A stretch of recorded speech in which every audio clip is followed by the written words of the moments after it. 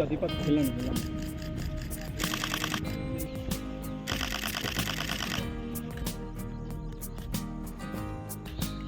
Friends, travel with food সুজিতের আমি সুজিত আবারও চলে এসেছি নতুন একটা সাফারি ব্লগ নিয়ে। এই নতুন ব্লগে তোমাদের সবাইকে স্বাগত। আশা করি তোমরা সবাই খুব ভালো আছো, আমরাও খুব ভালো আছি। সকালের মর্নিং সাফারি শুরু করতেই বেশ কিছুটা দূর যেতে না যেতেই আমরা দেখতে পেলাম কিছু হাতির দল ঘুরে বেড়াচ্ছে গ্রাসল্যান্ডে। তারই কিছু ভিডিও তোমাদের জন্য রাখলাম। উত্তরাখণ্ডের কুমায়ুন পার্বত্য অঞ্চলের পাদদেশে প্রায় 1318 স্কোয়ার কিলোমিটার অঞ্চল জুড়ে এই জিম করবেট ন্যাশনাল পার্ক অবস্থিত। ভারতবর্ষের প্রতি কটা জঙ্গলের মতন এই জিম করবেট ন্যাশনাল পার্কও প্রতি বছরই নভেম্বর 15 থেকে শুরু হয় এবং 14ই জুলাই জঙ্গল বন্ধ হয়ে যায় সাফারির জন্যে। হ্যাঁ, তবে বেশ কিছু জোন যেটা সারা বছরই ডে সাফারিগুলো হয়, যেরকম ঢেলা, জিরনা ইত্যাদি। এই জিম করবেট ন্যাশনাল পার্কে জিপ সাফারি করতে হলে এই জিপ সাফারির জন্য বেশ কিছু জন খুব বিখ্যাত, তার মধ্যে ঠিকালা, যেখানে রাত্রিবাস বা নাইট স্টে কম্পালসারি, না হলে এই জোনে জিপ সাফারি করা সম্ভব নয়। এছাড়া অন্য জোন আছে যেখানে জিপ সাফারি করা সম্ভব নাইট স্টে না করে, সেগুলোর মধ্যে হলো বিজরানি, চিন্না, ঢেলা, দুর্গাদেবী, গার্জিয়া এবং ফাটক।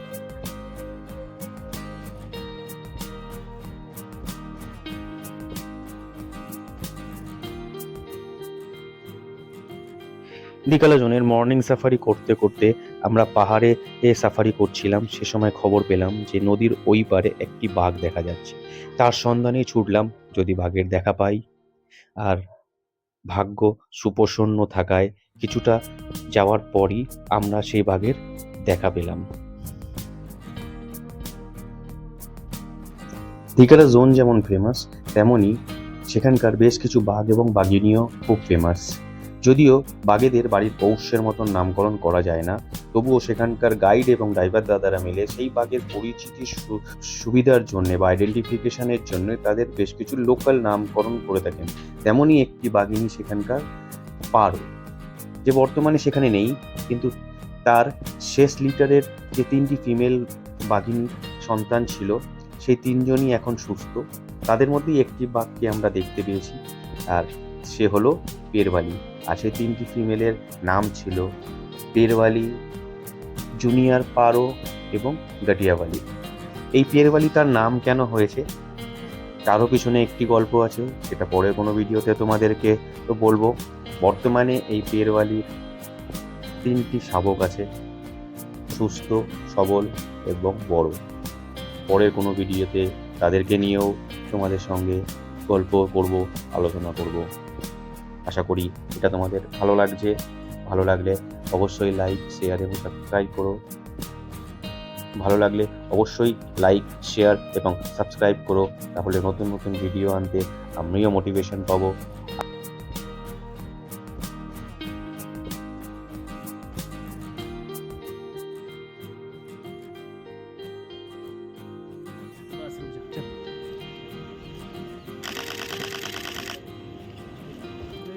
पीछे यार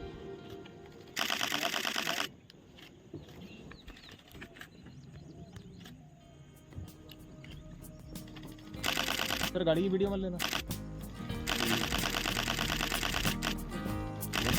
আমার ক্যামেরাটা দে, তো ভিডিও তুলে যাচ্ছি। আরে গাড়ি ভিডিও ফোকাস তো ভিডিও করতে।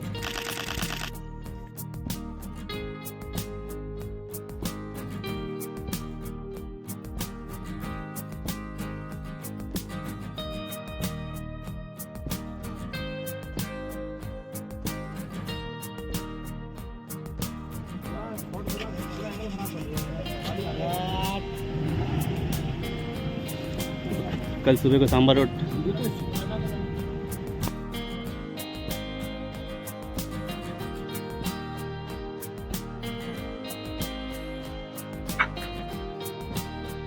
পেরওয়ালিকে দেখতে দেখতে কখন যে সাফারি শেষ হয়ে গেল সেটা বুঝতেই পারলাম না।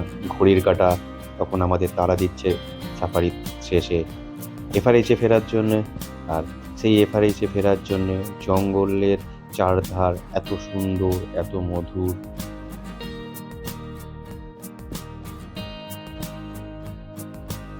বিশুদ্ধ অক্সিজেন নিতে নিতে জীবনের কয়েকটা দিন বাড়িয়ে আমরা আবার এফআরএইচের দিকে এগাতে শুরু করলাম।